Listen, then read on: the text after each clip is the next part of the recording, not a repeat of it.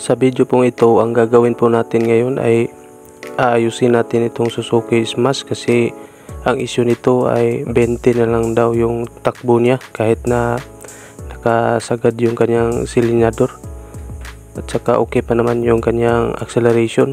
Bakit 20 kilometers per hour lang yung kanyang takbo dito sa kanyang motor? Kaya ngayon bubuksan natin itong kanyang side case para matingnan natin yung kanyang clutch lining at saka yung clutch shoe, kasi halos daw hindi na tatakbo itong kanyang motor kahit na nakasagad yung kanyang throttle o silinyador. Kaya ngayon aayusin natin to, bubuksan ko muna to, itong kanyang side case.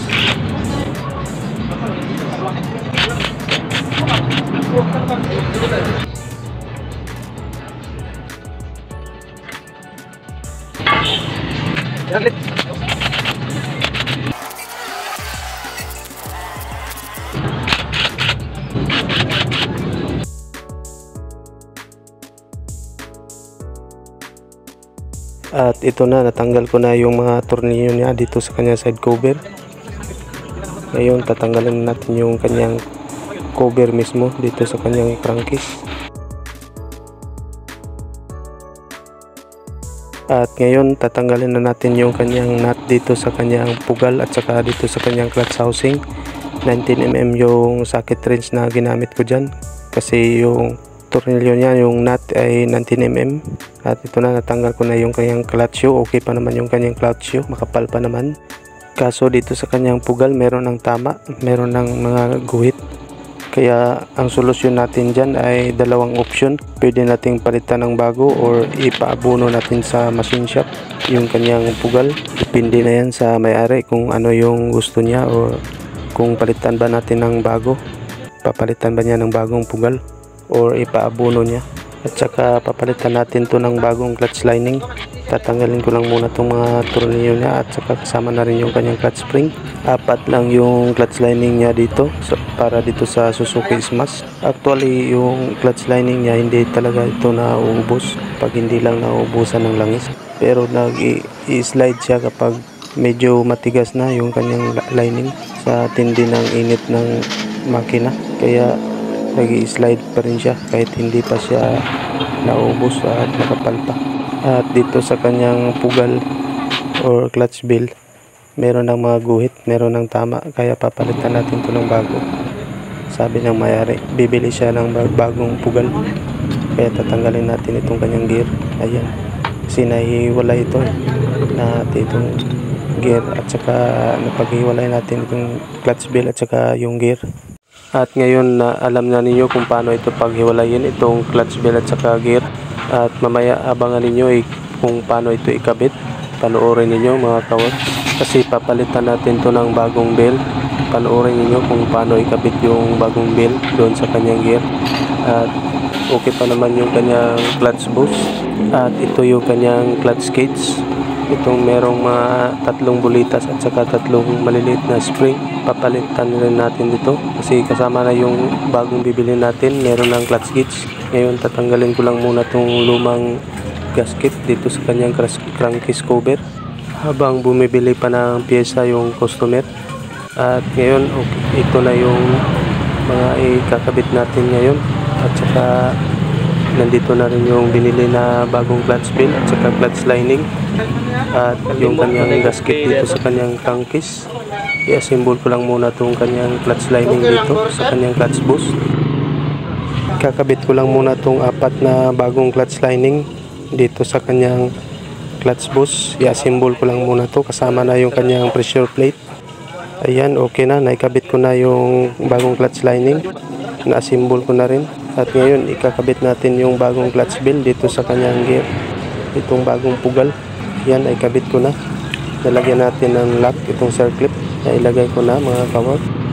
Nagpalit po tayo ng bagong clutch bell kasi meron ng tama yung luma, at yun ang dahilan kung bakit hindi tumatakbo ng maayos itong kanyang motor at walang puwersa.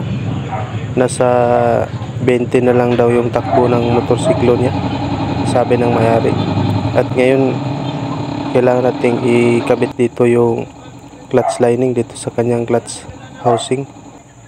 I-setting muna natin to para hindi na tayo mahirapan sa pagpasok mamaya. Sabay natin ikabit yung clutch pugal or clutch bell. Ayan.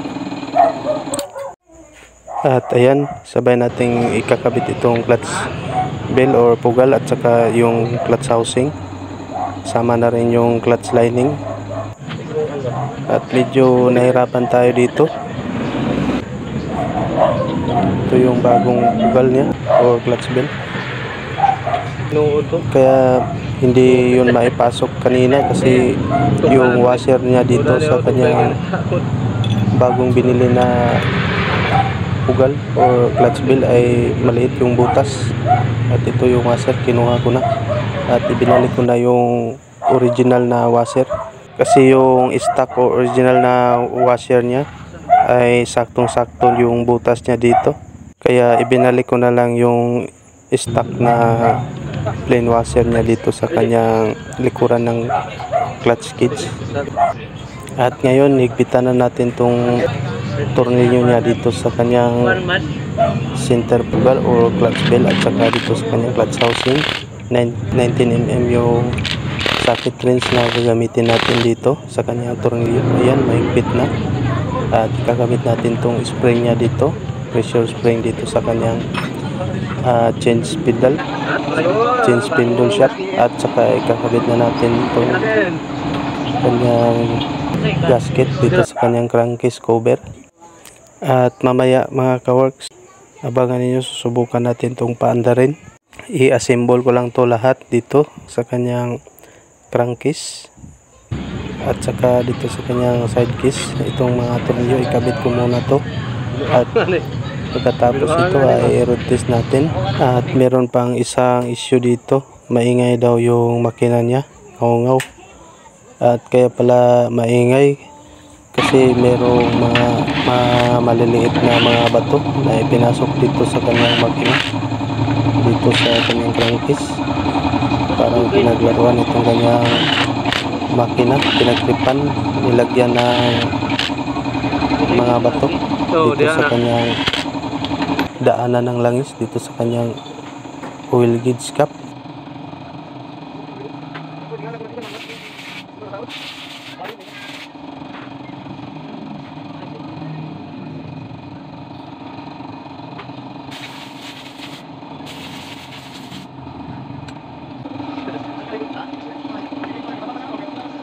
At ayan, tapos ko na i-double check yung kanyang torque dito or higpit ng kanyang mga tornilyo dito sa kanyang crankcase cover. Ngayon ikakabit ko na muna tong kanyang tambucho or itong kanyang exhaust pipe, at pagkatapos ay itong kanyang kicker or kick arm assembly or itong kanyang crank. Tsaka higpitan na rin yung kanyang tornilyo, tapos yung kanyang putres dito sa ilalim. Tsaka pala meron tong spring dito para sa kanyang brake pedal, itong kanyang putres. Isasabit din natin tong kanyang spring dito sa ilalim para gumana yung kanyang return spring dito sa kanyang brake pedal. At tsaka nga pala mga kaworks, paalala lang po sa inyo, huwag kalimutan yung dalawang dowel dito sa kanyang crankcase cover na ikabit, kasi napaka-importante na malagyan ng dalawang pin dowel itong kanyang crankcase cover para hindi lumihis yung kanyang gasket dito sa kanyang crankcase, para maiwasan natin na tumagas yung langis dito sa kanyang crankcase cover dito sa side case. At ayan, naikabit ko na yung putres at saka yung kanyang tambucho, at higpitan ko lang muna tong mga tornilyo na dito, at pagkatapos ay lalagyan natin to ng langis. Ayan, buksan ko muna tong kanyang oil gauge cap at lagyan ko muna to ng embudo, at pagkatapos ay ibuhos natin tong kanyang langis dito sa kanyang makina para mamaya subukan natin tong paandarin.